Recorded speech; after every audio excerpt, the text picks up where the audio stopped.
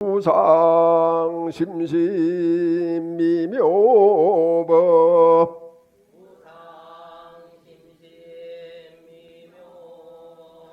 백천만금 난조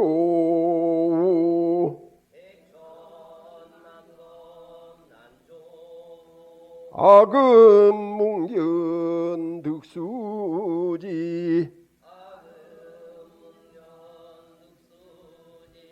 원해열의 진실이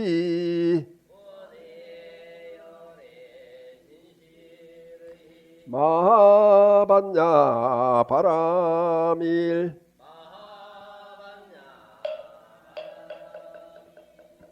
설법을 듣기 전에 마음을 깨끗하게 비우는 참회의식을 함께 하겠습니다. 간절하게 임해 주시기 바랍니다. 지난 동안 지은 바 모든 악업은 무실의 탐진치로 말미암아서 몸과 말과 뜻으로 지었음이라 제가 이제 그 모두를 참회합니다. 살생중죄 금일참회 투도중죄 금일참회 사음중죄 금일참회 망어중죄 금일참회 기여중죄 금일참회 양설중죄 금일참회 악구중죄 금일참회 탐해중죄 금일참회 진해중죄 금일참회 치암중죄 금일참회 백업 동안 쌓인 죄 한 생각에 다해 없어지니 마른 불을 불태우듯 흔적조차 없어라. 죄 성품 본래 없어 마음 따라 일어나네. 마음 없어지면 죄업 또한 사라지니 죄도 마음도 없어 두 가지 모두 공하면 이것을 이름하여 진참회라 한다네. 참회지는 옴살바 모자 모지사다야 사바 옴살바 모자 모사다야 사바 옴살바 모자 모지사다야 사바. 자세를 편해 주시기 바랍니다. 감사합니다.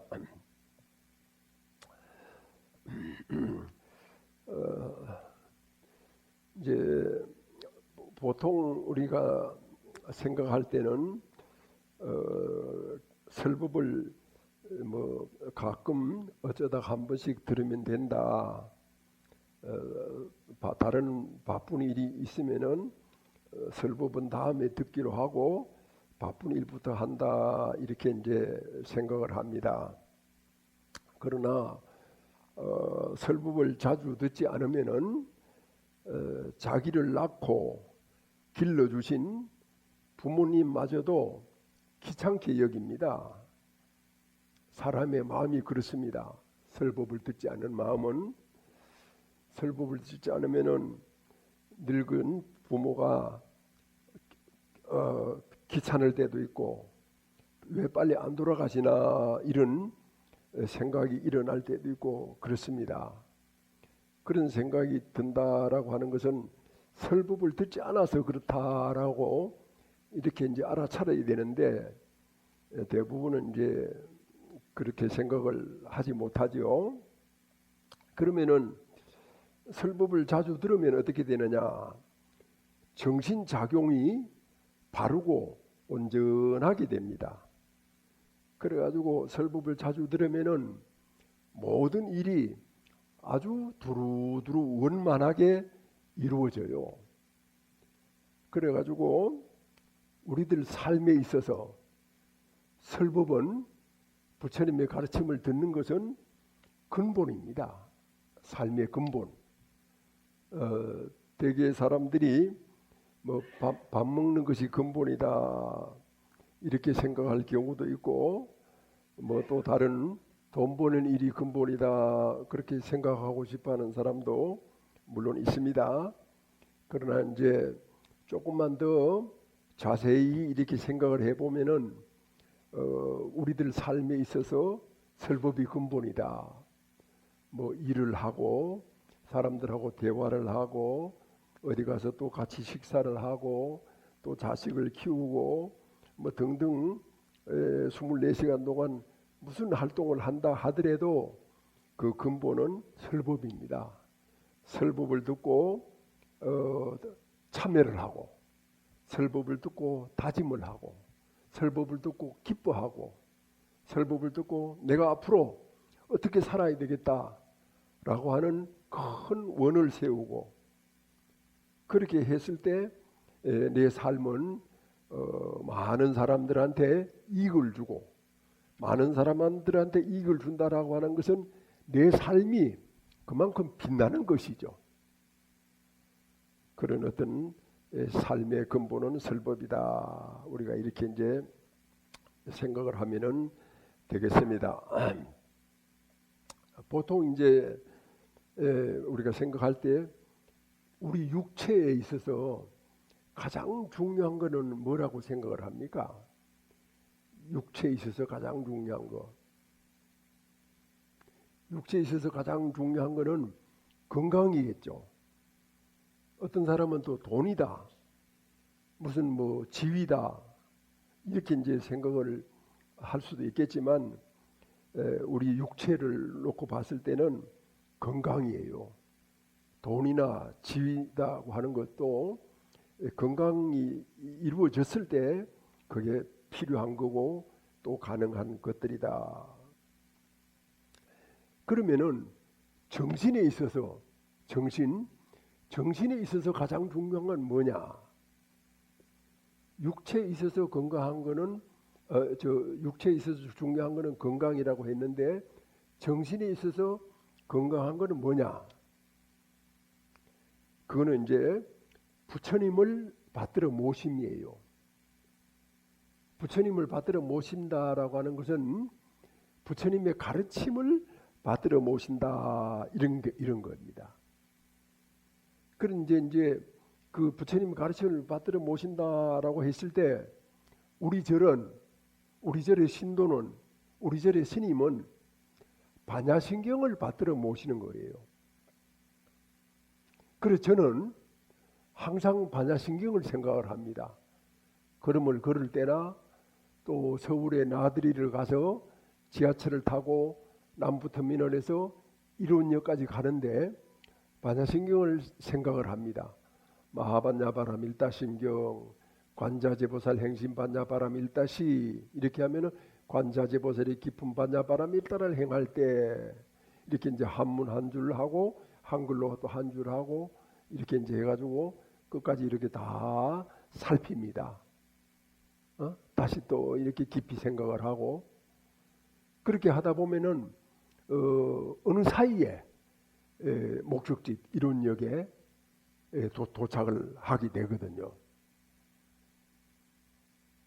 그래서 이제 여러분들은 이제 저한테 그런 얘기를 묻지 않고 듣지 않았으니까 모르시겠지만, 그래 항상 반야신경을 모시고 살아간다.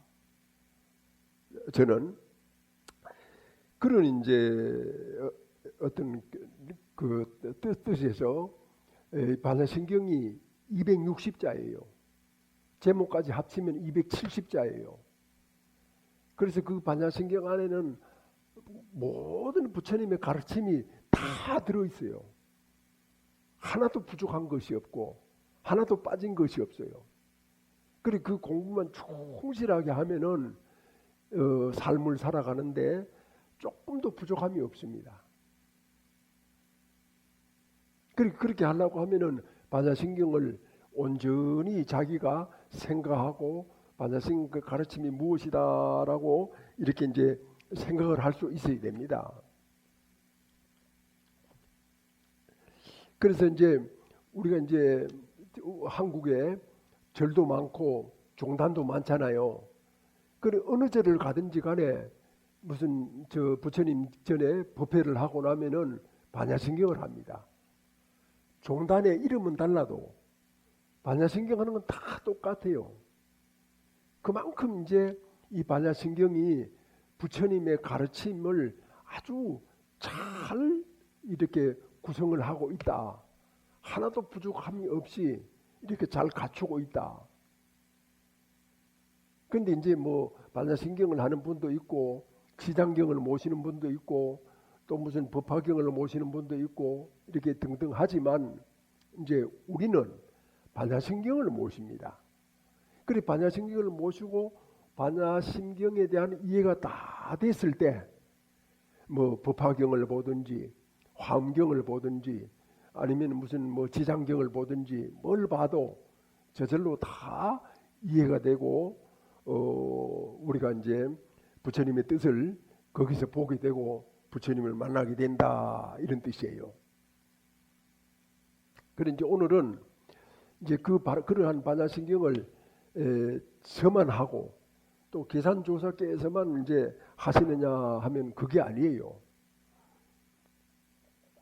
중국 불교에서 제가 아주 존경하는 분들이 많이 계시지만 그 가운데서 두 분을 꼽으라고 하면은 첫 번째가 남북조 시대 때 구마라지바 스님이라고 하는 분이 계셨고 두 번째가 중국 당나라의 현장 스님이라고 하는 분이 계셨어요. 그 현장 스님이 602년에 태어났거든요. 그래서 612년에 그 10살 때 형을 따라서 출가를 합니다. 그래서 이 스님이 공부를 열심히 해요. 열심히. 그래가지고 622년에 20살 때 비구계를 받아가지고 비구가 되고 난 뒤에 사방 돌아다니면서 공부를 하는데 그때 당시만 해도 인도에서 가져온 문헌이 번역이 이 사람도 하고 저 사람도 하고 이래가지고 그 뜻이 일치되질 않았어요. 현장 스님이 생각하기에. 그래가지고 이건 이래서 되지 않고 내가 직접 인도를 가서 그 경전을 가지고 와야 되겠다. 이래가지고 그 젊은 나이에 그 여러 나라 인도 말이나 여러 나라 말을 이렇게 배우기 시작합니다. 그래 배워서 627년에 그러니까 나이가 한 25살쯤 된 것 같아요. 그때 627년에 이제 자기 나라를 떠나가지고 이제 인도를 찾아서 가는데 그 황제가 당나라의 태종이라는 황제예요. 그래서 황제한테 허락을 받지 않으면은 국경을 벗어날 수가 없는 거야. 그리고 아무리 기다려도 안 오니까 살그머니 도망을 갑니다. 그리고 옥문관이라고 하는 중국의 국경 그 관문을 벗어나 가지고 이제 서쪽으로 가는데 뭐 이렇게 이제 거기는 사막도 있고 아주 저기 기후 조건이나 풍토가 험합니다. 상상할 수가 없어요. 그래서 저는 이제 출가를 해가지고 새벽에 예불 하는 게 참 기뻤거든요. 뭐가 기뻤느냐 하면은 다 같이 모여가지고 지심 김영래 삼계대사 사생자부 시아본사 석가모니부라고 이렇게 다 같이 절을 하는 거예요. 그 남자들 목소리는 바리톤이 많잖아요. 그냥 아주 웅장한 거야. 그런 그 웅장한 속에서 물론 내 목소리도 있지만 그런 걸 들으면은 내 자신도 모르게 아주 신심이 간절해지고 뭐라고 말할 수 없는 그런 기쁨이 일어나는 거예요. 그래서 나중에 이제 보면은 6번째 보면은 지신기명래 서건동진 급아해동 역대전 등 제대조사 천하종사 일체미진수 선지식들께 절을 올립니다. 이렇게 이제 하잖아요. 근데 그거를 이제 곡조만 좋아가지고 그렇게 따라 한 것이지 실제로 알고 한 건 아니에요. 그래서 제가 이제 파키스탄으로 해가지고 그 중국으로 넘어오는 그런 길, 실크로드 그 길을 따라가지고 이제 넘어와서 이제 다클라마칸 사막이라고 있는데 그 사막을 거쳐오는 순례를 했어요. 그 순례를 이제 한참 하다가 이래 보니까 가다가 차가 고장이 난 거야. 그래서 찝차가 6대가 갔는데 그 중에 한 대가 고장이 나니까 다 멈춰가지고 그 차 고칠 때까지 기다리는 거예요. 그런데 조금 있다가 보니까 저기 멀리서 뭐가 시커먼 게 막 이렇게 꽉 차가지고 몰려오는 거예요. 그래 이제 거기 있던 운전사들이 모래 폭풍이 몰려오니까 빨리 이 차로 들어가라고 하는 거야. 그래서 나는 그 이제 경험이 없으니까 좀 빨리 움직이지 않고 느릿느릿 이렇게 이제 했어요. 그러니까 그 운전수가 화를 불컥 내면서 큰일 난다고 빨리 들어가라고 나를 차로 밀어 넣어 버렸어요. 그래 이제 그 모래 폭풍이 지나가는 걸 보니까 모래 폭풍이 지나가니까 전혀 앞이 안 보여. 자기 손가락도 안 보이는 거예요. 아주 칠흑 같은 어둠이에요. 그래서 그거를 겪고 그때서야 내가 깨달았어요. 뭘 깨달았느냐? 서건동진. 서건이라고 하는 것은 인도거든요. 동진은 동쪽으로 진동하면서 하늘과 땅을 울리면서 뭐가 와서? 불법이 온 거야. 하늘과 땅을 울리면서 부처님 법이 전해진 거예요. 서건동진. 그렇게 동쪽으로 와가지고 어디까지? 내 조국 대한민국까지 급하해동. 거기에 역대전등, 제대조사, 천하종사 모든 스님들, 일체 스님들한테 아침에 예불을 올리는 겁니다. 그런 이제 생각을 하고 그런 깨달음을 가지니까 그 예불을 할 때 그 구절을 하면은 완전히 뭐 자지러지는 거죠. 죽는 거지 뭐 그냥 나고 뭐고 없는 거죠. 그냥 그 어떤 감동과 한의심이 빠져가지고 그런 이제 느낌을 이제 받은 곳이 다클라마칸 사막이에요. 거기 이제 그 말은 한번 들어가면은 다시는 돌아오지 못한다 이런 뜻이 있답니다. 그리 그 길을 이제 현장 스님이 가다가 어느 절에 잠깐 쉬게 됐어요. 그리 쉬게 됐는데 거기에 이제 아주 이렇게 흐름한 노인이 한 분이 이렇게 계시는데 그 노인이 아주 몰골은 형편없어도 뭔가 대단할 것 같은 느낌이 들었답니다. 현장 스님이, 젊은 현장 스님이. 그래 나중에 이제 그 현장 스님이 이리 와봐라, 노인이 불러가지고 현장 스님이 가니까 그래 니 어디 가노 이래. 네? 그래 이제 내가 이런저런 뜻이 있어가지고 이제 인도로 갑니다 이렇게 하니까 그 가는 데까지는 온갖 고난이 많을 거니까 목숨을 걸어야 된다. 그래 목숨을 걸고도 그 뜻을 이루는 사람도 있고 못 이루는 사람도 있다. 그러나 내가 오늘 니한테 목숨을 걸고 이룰 수 있는 방법을 알려줄 거니까 내 시킨 대로 할래 이러니까 이제 그 현장 스님이 아주 순수하고 또 뜻이 높은 분이거든요. 알겠습니다. 노스님 일러주십시오 하니까 이제 뭐를 꺼내주시느냐 하면은 반야신경을 꺼내줬어요. 반야신경을 꺼내주면서 어려움이 있을 때마다 이 경을 읽어라. 이거를 읽어라. 그러면 모든 어려움을 물리칠 거다. 이렇게 이제 말씀을 하시는 거예요. 그래 실제로 이제 그 중국에서 이제 인도로 가자면은 그걸 국법의 길이라고 하거든요. 인도에서 중국으로 오는 것은 전법의 길이에요. 똑같은 길이지만 가느냐 오느냐에 따라서 길 이름이 달라지는 겁니다.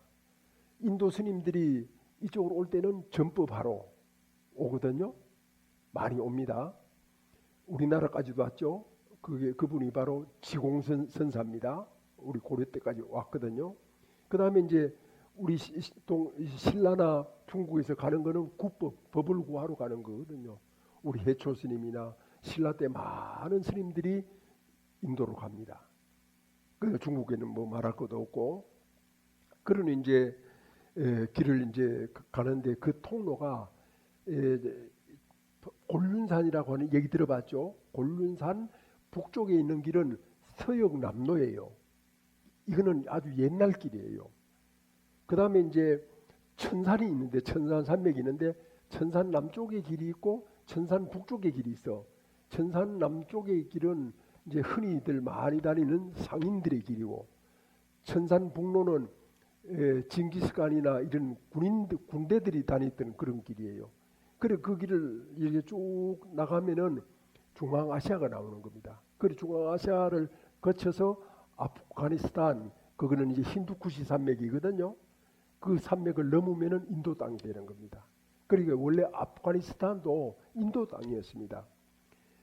그래 이제 말을 제가 이렇게 하지만 거기 산세나 지리적인 조건은 어마어마하게 나쁜 거예요.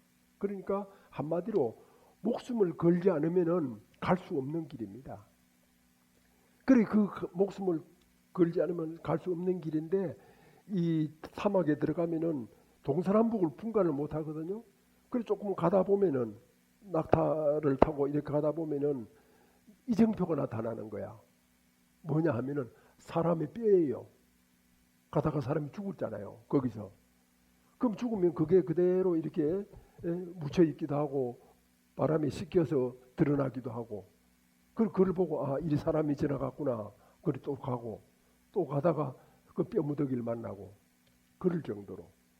그러니까 사막 이름이 한 번 들어가면은 나오지 못한다, 이렇게 해서 이제 가는데, 어쨌든 현장 스님은 그런 어려움이 있을 때마다 반야신경을 자꾸 외우고 이렇게 생각하고 이렇게 하면은 어려움이 사라지고, 또 새로운 길이 나타나고, 그런 어떤 참 가호를 이렇게 받은 거예요. 그러니까 오늘날 우리 도피한사에서만 반야신경 공부를 하는 게 아니라 현장 스님도 그 반야신경 공부로 인해 가지고 인도로 간 거야. 그래 인도에 이제 거기 북부 서북으로 이렇게 들어가면은 저쪽에 동쪽까지 쭉 내려갔을 때 거기에 이제 나란다라고 하는 그 지방이 있거든요. 그 나란다 지방에 대학이 있는데 거기 서기 2세기부터 생겨요. 그래서 세계 최고의 대학이었습니다. 저기 학생들도 많았고, 그리고 우리나라 신라의 해초 스님도 거기까지 갔다가 배를 타고 갔거든요. 갔다가 거기 들어가는 입학시험에 떨어졌나 봐, 해초 스님은. 그래가지고 거기서 공부를 못하고 쭉 여러 나라를 돌아가지고 다시 이제 서북 쪽으로 아프가니스탄 쪽으로 넘어가지고 중앙아시아에서 이렇게 들어오거든요. 그게 이제 해초 스님의 여행기입니다. 근데 이제 현장 3장은 거기서 이제 공부를 해서 그 나란다 대학에서 공부를 많이 합니다. 그 이제 대성 불교에 큰 두 가지 기둥이 있어요. 첫째는 공을 가르치는 중간 학파가 있었고, 그 다음에 두 번째는 마음을 가르치는 유식 학파가 있어서, 그 유식 학파라고 하는 것은 오늘날 말로 하면은 심리학이야. 심리학이 유식 학파예요. 그런데 이제 그 계현법사라고 하는 분은 유식학 쪽에 아주 유명한 스님이에요.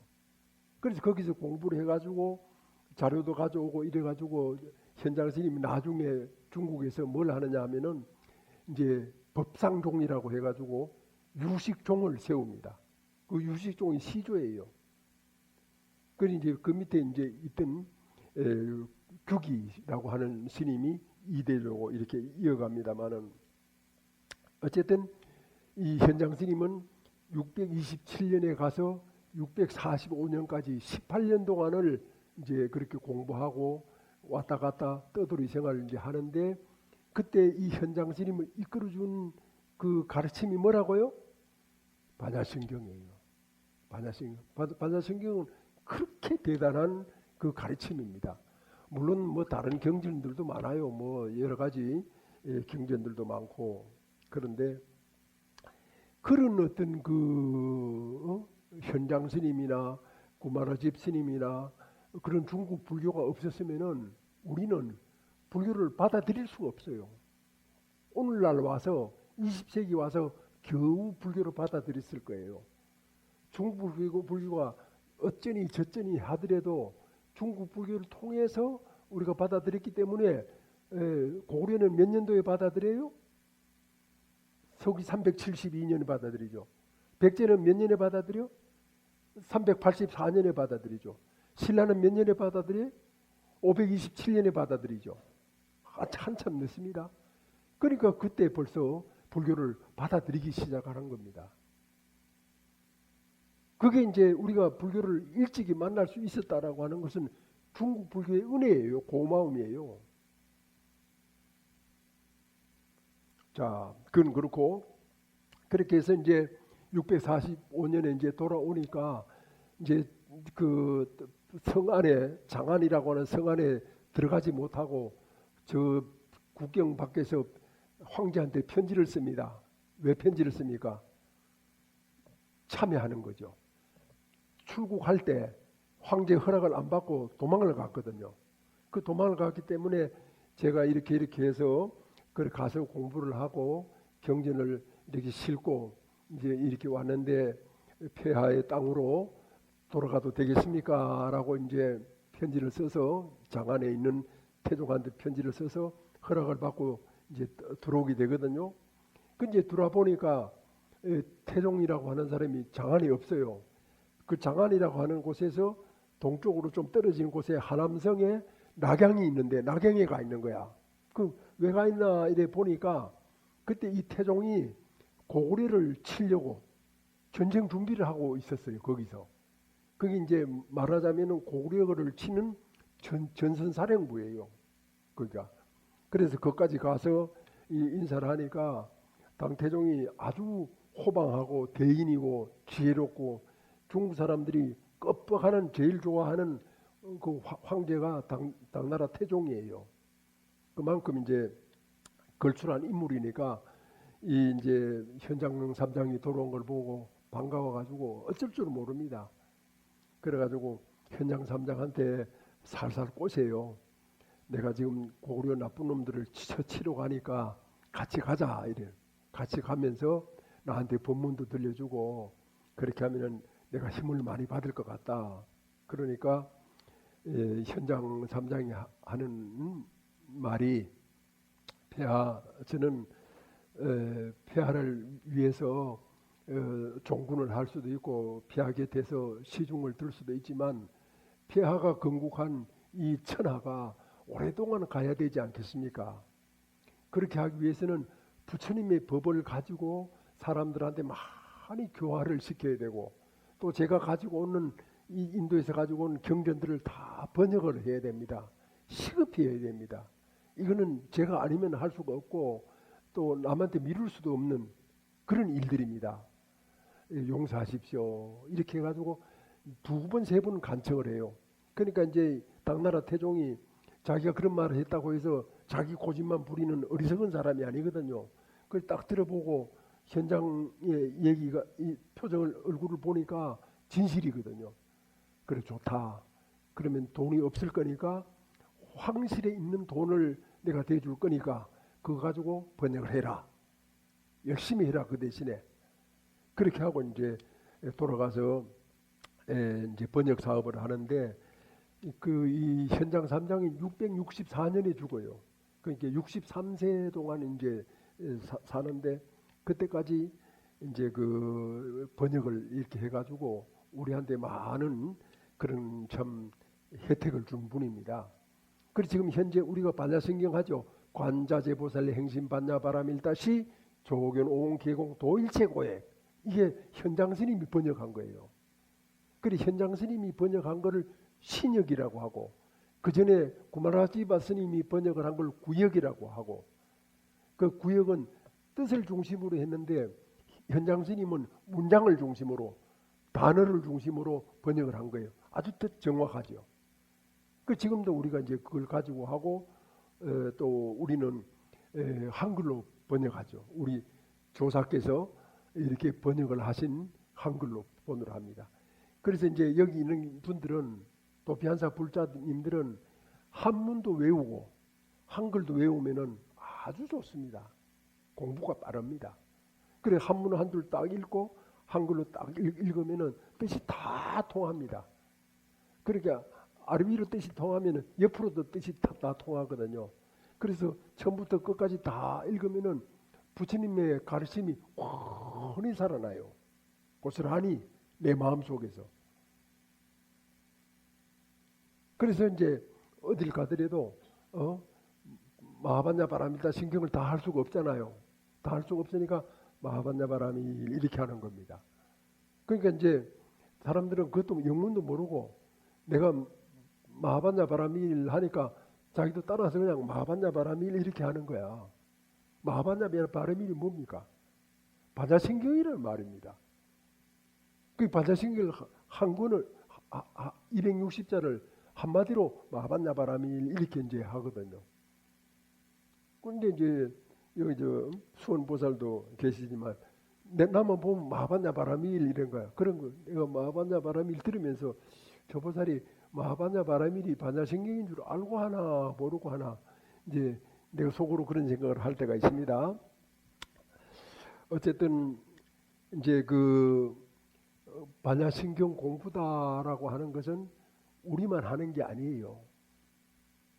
그 장사를 하든지 무슨 사업을 하든지 아니면 뭐 아이들 교육을 시키든지 뭘 하더라도 항상 반야신경을 생각하고 반야신경의 가르침을 생각하고 이렇게 이제 하면은 그런 일들이 저절로 다 이루어진다 이렇게 이제 보시면 돼요. 자, 이제 뭐 다른 절에 다른 스님들은 뭐 치장경을 해라, 화엄경을 해라, 법화경을 해라 이렇게 이제 가르치는 스님들도 있어요. 그게 나쁘다는 게 아니에요. 그러나 우리 절에는 그 화엄경, 법화경 긴 경을 다 읽고 외울 수가 없잖아요. 그렇게 외우고 읽고 어디든지 가지고 다니기 쉬운 것이 반야신경이야. 외우면 되니까. 책을 안 가지고 있어도 저절로 그냥 머릿속에서 마음속에서 내 몸에서 술술술술 나오는 거예요. 그게 얼마나 간편해요. 그 안에 다 들어있거든요. 그래가지고 이제 나를 보고 인사할 때 마하반야 바람일 하면은 마하반야 바람이 뭐야? 뭐긴 뭡니까? 반야신경이죠. 자, 그랬을 때 이제 반야신경의 핵심적인 가르침이 뭡니까? 핵심적인 가르침이 뭐예요? 자, 반야신경의 핵심적인 가르침이 공이다. 공이라는 말은 없다 이런 뜻이죠. 그리고 없다라고 하면 뭐가 없다는 뜻이에요? 누가 아는 분? 없다. 아니 여기 사람이 있는데 왜 없어요? 여기 여러분이 계시잖아요. 그런데 왜 없어? 그러니까 뭔가 앞뒤가 안 맞잖아요. 그냥 없다 이렇게 말을 해서는 안 돼요. 그러면 뭐가 없느냐? 없는 건 맞아요. 뭐가 없느냐 하면은 실체가 없어요. 실체. 자, 여러분 고개를 번쩍 들고 졸면 안 돼요. 졸면은 아무것도 남는 게 없어요. 뭐 서당에 가서 졸면은 공자님이라도 만나지만 절에 와서 졸면은 아무도 남는 게 없고 헛공사야. 자, 실체가 뭡니까? 실체가 없다 이랬는데 우리가 이제 다들 중고등학교 이상 공부를 했잖아요. 그러면 거기서 이제 과학이라고 하는 게 있는데 과학에 기본 원소라고 하는 게 있어요. 기본 원소. 기본 원소가 뭐냐면은 다른 거와 합하지 않는 홀로 된 그런 어떤 원자예요. 그게 이제 기본 원소가 수소, 4대 원소, 그 다음에 헬륨, 그 다음에 산소, 탄소, 요런 4가지예요. 요건 뭐가 섞이질 않았어요. 요건 그래서 순수 물질이라고 이렇게 합디다마는 기본 원소예요. 요런 기본 원소에서 수소도 있고 산소도 있잖아요. 그러니까 수소 2개하고 산소 하나가 합쳐지면 뭡니까? 물이 되죠. 그 물이라고 하는 물질이 되는 겁니다. 꼭 수소 2개, 수소 2개여야 돼요. 3개 돼도 안 돼요. 그 다음에 산소 1개, 산소 2개 되면 안 됩니다. 수소 2개와 산소 1개가 만나야만이 뭐가 돼? 물이죠. 자, 이 물에 있어서 실체가 뭡니까? 실체가 있어요, 없어요? 없지요. 수소도 실체가 아니고 산소도 실체가 아니고 수소가 2개라고 많다고 해서 실체가 될 수가 없잖아요. 왜냐하면은 수소 2개 있으면 뭐예요? 산소가 없으면 안 되잖아요. 그래서 수소 2개하고 산소 하나가 만난 거야. 이걸 뭐라 그러죠? 여길 연기라 그래. 인연이죠. 인연이야. 이렇게 만난 거야. 그럼 요거 비율이 깨지면은 안 돼요. 물이 사라져 버려요. 물이 없어지는 거예요. 그러니까 수소 2개, 산소 1개는 실체가 무엇이라고? 실체가 뭐야? 실체가 없지. 없다 그랬잖아. 수소도 실체가 아니고 산소도 실체가 아니라고 그랬죠. 실체가 아니야. 실체가 없어. 그러면 공이라고 하는 건 뭐라고? 실체가 없다는 소리예요. 그냥 없다라고 하면은 사람들이 헷갈려요. 어지러워요. 아니 여기 몸뚱어리에 있는데 왜 없다고 하느냐. 이 몸뚱어리가 하는 것도 여러 가지 어떤 그 구성체거든요. 구성체란 말이야. 그 구성체이기 때문에 그 구성체가 흩어지면 어떻게 돼? 그걸 뭐라고 그래? 죽음이라고 그래. 실체가 있으면 죽어요, 안 죽어요? 영혼이 안 죽지. 실체가 없기 때문에 죽는 거 아니에요. 실체가 없기 때문에 아프기도 하고, 여러 가지 어떤 뭐 다치기도 하고, 여러 가지 일들이 생기잖아요.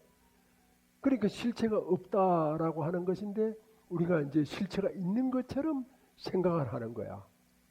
내가 영혼이 안 죽는다. 오래 산다. 이래가지고 막 늙어가지고도 욕심을 부리고 저기 남한테 밥 한 그릇 안 사주고 그렇게 사는 거야. 그게 이제 그게 무슨 삶? 집착의 삶. 왜 집착이 생겨? 실체가 없다라는 사실을 모르기 때문에, 반야신경을 모르기 때문에, 공을 모르기 때문에 그 집착하거든요. 그 집착하면은 집착대로 또 다 일이 돼요? 안 돼요. 그러니까 집착이라고 하는 무서운 병에 빠져가지고 아파지고 자빠지고 헤매고 뭐 그냥 온갖 참 쇼를 다 하다가 버둥거리다가 이 세상을 떠나는 거야. 그런 어떤 참 슬픈 삶을 살지 말아라. 진실한 삶을 살아라. 실체가 없기 때문에 내 것이라고 하는 것도 없고 영원하다라고 하는 것도 없고 없지요. 그러면 내 것이라고 하는 것이 없다라고 하는 것은 뭐예요? 남의 것이 내 것이고 내 것이 남의 것이 될 수가 있죠. 그럼 내가 이제 돈 있을 때 다른 사람 밥도 사주고 자비도 베풀고 아픈 사람 약값도 주고 병든 사람 그 의지처도 되고 그렇게 살아야 되는 것이 사람의 근본이다. 근본이 뭐라고? 공이에요. 공이기 때문에 그렇게 사는 거예요.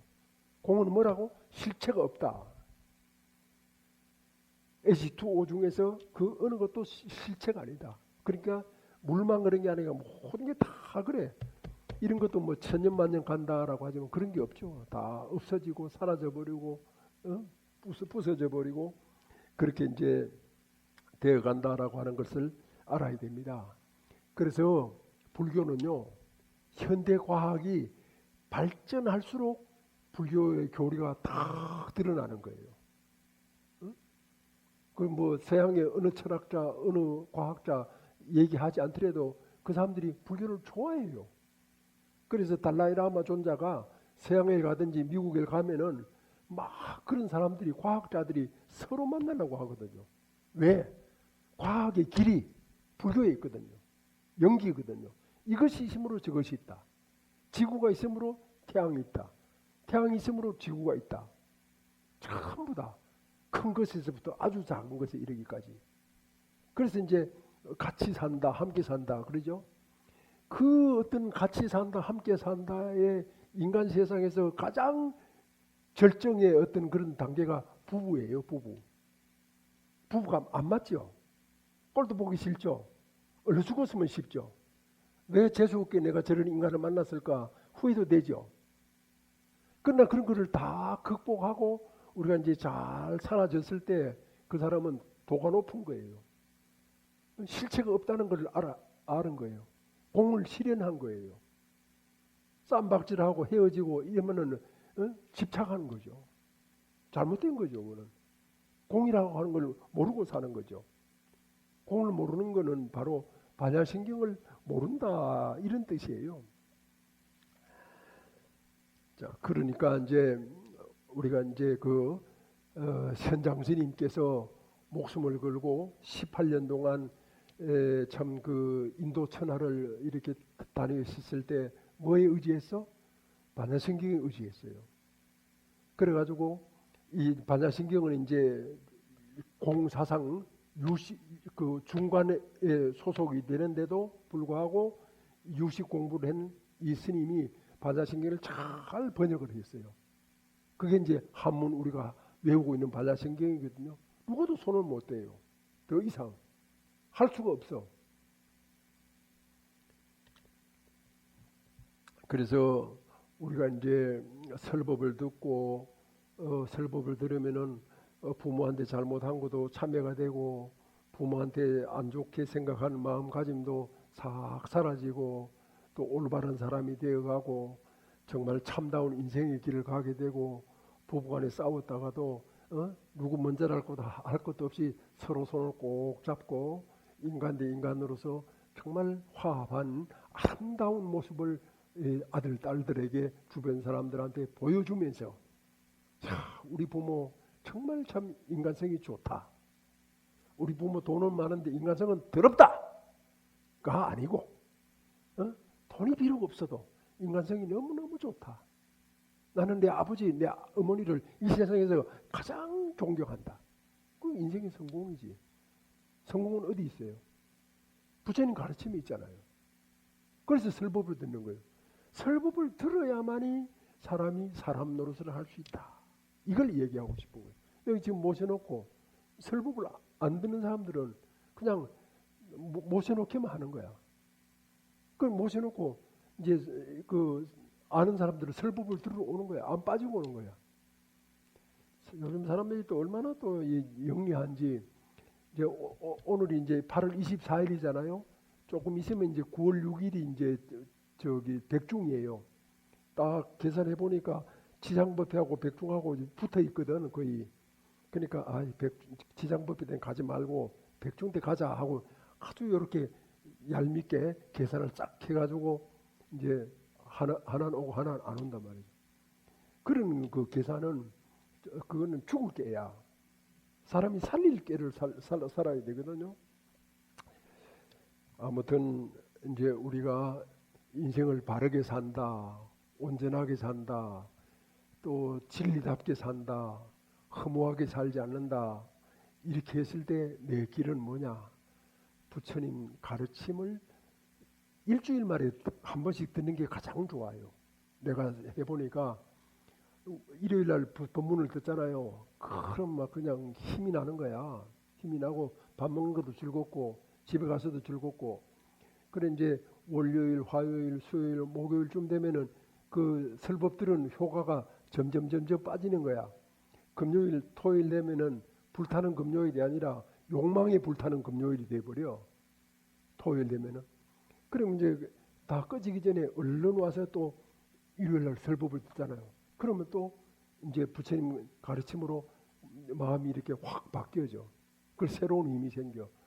그렇게 해가지고 1년이면 몇 주? 54주.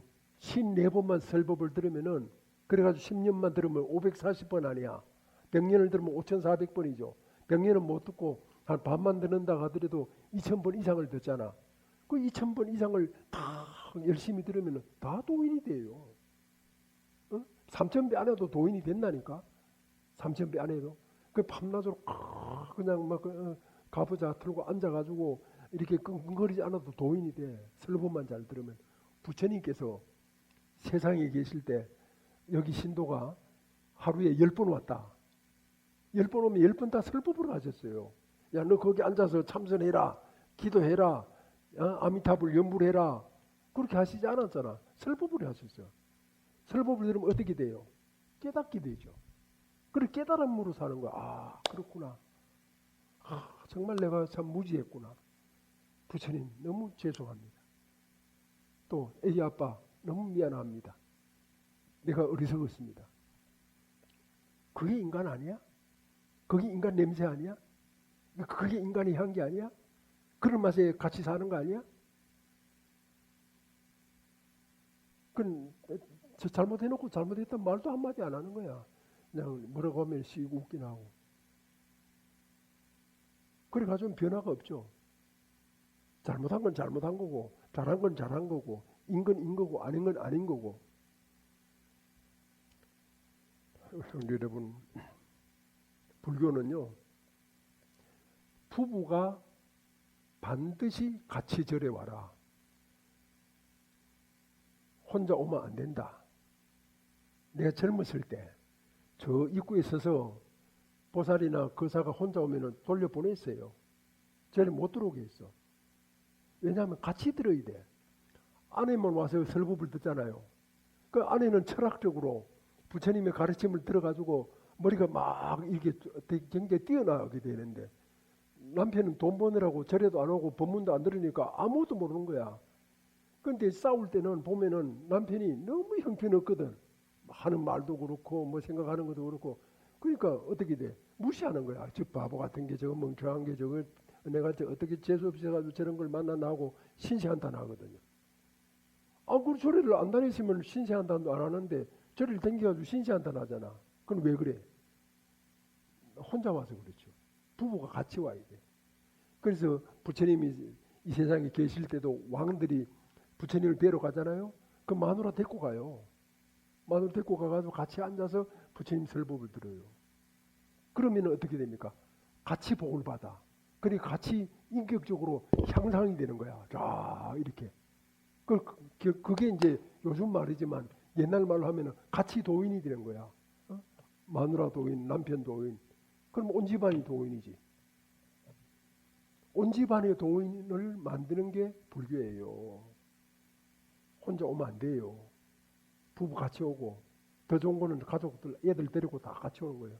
그 젊었을 때부터, 어릴 때부터 이 법문을 들어보세요. 사람이 달라져요. 공부 아무리 잘해도 법문을 안 들으면은 정말 맹공한 사람들도 많고 답답한 사람들도 많고 저기 인간인가 싶은 그런 한탄이 나올 때도 많아요. 왜? 모르니까. 뭘 모르니까. 마음을 모르니까. 진리를 모르니까. 부처님 가르침을 모르니까 그렇죠.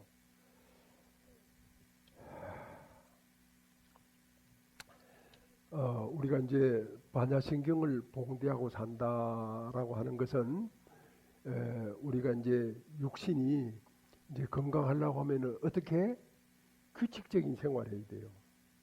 꼭 규칙적인 생활해야 돼요. 우리 몸이 규칙적인 걸 좋아해요. 마구잡이로 살면 안 돼요.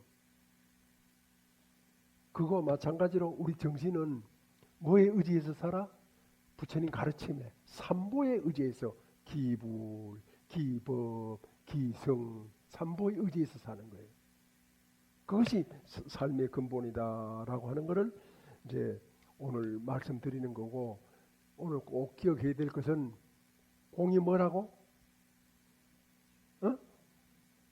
없다야? 실체가 없다. 영원한 그런 그 무엇이 없는 거예요. 그걸 상일 주제, 상 영원한 거, 일 유일한 거, 어떤 그런 주제 이렇게 관리하는 거, 관장하는 거 그런 게 없어요. 그래서 근본 불교, 나는 초기 불교란 말을 잘 안 써요. 근본 불교 때는 무아라고 합니다. 무아. 그 공과 같은 뜻이에요. 무아 사상. 그러니까 이게 실체가 없으니까 어떻게 돼? 어떻게 돼? 모든 것은 바뀌어 간다. 그걸 한문으로 유식하게 죄행무상. 모든 것은 바뀌어간다. 나도 늙어간다. 나도 변해간다. 그런 이제 저도 뭐 여러분에 비해서는 나이도 아니지만 나이가 좀 들었잖아요. 근데 내를 가만히 이렇게 보면은 이게 다 바뀌어가는 걸 보이거든요. 그래가지고 내 주변 사람들한테 내가 나이가 70이 넘었고 이제 70 중순이 됐으니까 그 나한테 노스님이라 그래라 이랬거든. 아니 노스님이 아닌데 왜 노스님이라고 합니까? 그 내가 노스님이라는 얘기를 딱 들었을 때 그게 거울이에요. 아 그렇지, 내가 노인이지, 내가 늙었지. 그 내 자신을 다시 보는 겁니다. 그래 안 하면은 얼굴은 쭈글쭈글한데 그 마음 쓰는 거 보면 애만도 못한 거야. 어? 싸움하고 남 욕하고 그런 사람들 많아요. 내 가까이도 있어요. 그 지금 누구라고 말할 수는 없어요. 그래서 그 우리가 항상 그런 바른 자세를 가지고 삶을 살아간다라고 하는 삶의 근본이 뭐라고? 설법. 그래서 우리는 반야신경을 이렇게 봉대하고 살아가는데 반야신경의 가장 근본은 공은 뭐라고? 실체가 없기 때문에 어떻게 살아? 집착하지 않는다. 에? 싸웠다고 해서 자존심 내가지고 네가 먼저 말하나 내가 먼저 말하나 두고 보자 하고 이렇게 대립하지 않는다. 먼저 딱 정신적으로 역량이 큰 사람이 아유 아까 내가 미안합니다. 그건 내가 좀 부족했네요. 이렇게 해가지고 그냥 원래 상태로 싹 돌아가는 거야. 얼마나 명쾌하고 마음 놓고 살 수 있어요. 버티고 있으면은 마음 놓을 수가 없잖아요. 어? 7월 백중을 맞이해서 우리가 설법을 들으면은 부모님을 잘 모시게 되고 설법을 안 들으면은 늙은 부모가 언제 돌아가시나 왜 빨리 안 돌아가시나 뭐 이런 어떤 그런 참 인간으로서는 그렇게 할 수 없는 그런 생각을 하게 되죠. 그렇게 짐승이 되느냐 사람이 되느냐는 뭐에 달려 있다고? 설법을 듣느냐 안 듣느냐. 설법을 들으면 사람이 돼요. 설법을 안 들으면 짐승이 돼. 한마디만 더 하고 내가 끝낼게. 우리나라는 이제 대한민국이 근본이거든요. 대한민국이 근본이에요. 그 대한민국을 세웠을 때는 자유민주주의하고 시장 경제를 딱 축으로 해가지고 만든 나라예요. 공산주의 사상이 들어오면 안 돼요. 공산주의 사상이 들어오면 안 되거든요. 근데 최근에 얼마 전에 대통령이 하다가 물러섰잖아요. 그분이 그 이제 이렇게 정권을 제 어떤 사람들한테 갖다 바친 거나 똑같거든요. 그런데 그걸 이제 물어보니까 그렇게 화를 많이 냈다는 거야. 화를 많이 내는 거야. 그 왜 화를 냈느냐? 그분이 생활하는 공간에는 개를 많이 길렀어. 개를. 그때 뭐 이렇게 선거할 때 그때 이렇게 TV에 보니까 개가 막 수두룩한 거야. 그러니까 개는 간단하잖아요. 먹이만 주면 아무 불만이 없어. 언제라도 주인 보고 살랑살랑 꼬랑지를 치는 거야. 그리고 사람은 뭐를 줘도 꼬랑지를 안 쳐요. 다 해보고 뭐가 아니면은 잘 안 돌아서는 거야. 그렇게 개를 기르다가 사람을 대하니까 너무너무 화가 나는 거야. 그래가지고 막 화를 냈대. 밑에 사람들한테도 막 소리를 지르고 화를 내고. 그렇지 않고 개를 키우지 않고 그 가난한 그 요즘 젊은 애들이 그 불장난을 저질러 가지고 버려지는 애들이 그렇게 많답니다. 그 애들만 다 국가에서 받아들여 가지고 이렇게 키우면은 우리나라 인구가 줄질 않는데요. 어떤 의사 선생님이 그랬어요. 그렇게 이제 그 애들을 키워 가지고 이렇게 하면은 얼마나 좋아요. 최재형 감사원장 알죠? 아들 딸이 있었는데 또 입양을 2명이나 더 시켜가지고 그걸 잘 키운 거야. 정말 아버지로서 그렇게 잘 키워낸 거예요. 뛰어난 천재 한 명을 키우면 몇 명이 먹고 살아? 50만 명, 100만 명이 먹고 살아요. 우리가 가장 투자해야 될 곳은 사람이에요. 개가 아니에요. 개는 개 대접을 해줘 일이죠. 왜 사람 대접을 합니까? 그러니까 개 키우다가 사람을 대하니까 화가 나지. 그 화내다가 그것도 갖다 정권 갖다 바쳤잖아. 이 얼마나 이 나라 불행이에요. 그 개로부터 출발했다니까. 이 나라의 불행이.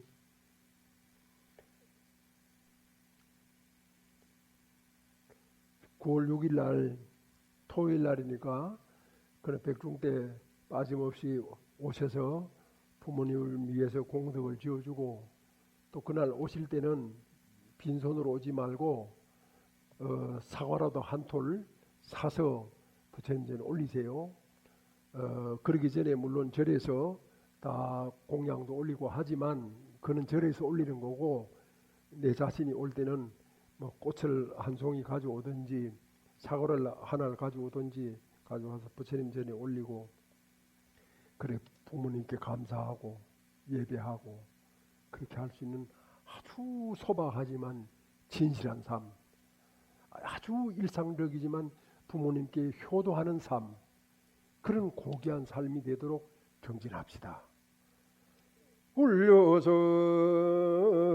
법계를 진동하여 철이산이 밝아지고 잠잠해서 급전 봄 소식이 급후에 찬란해라. 일찍이 형상으로 모령상을 떨쳤으니 도솔산이 당당하여 그의 소리 영원하리. 다같이 내 생명 부처님 무량 공덕 생명 용맹 정진하여 바람일다 국토 성취한다. 나무마 반야 바람일 나무석가 모니불 나무석가 모니불 나무샤본사 석가 모니불. 모두 일어나면서 원함노니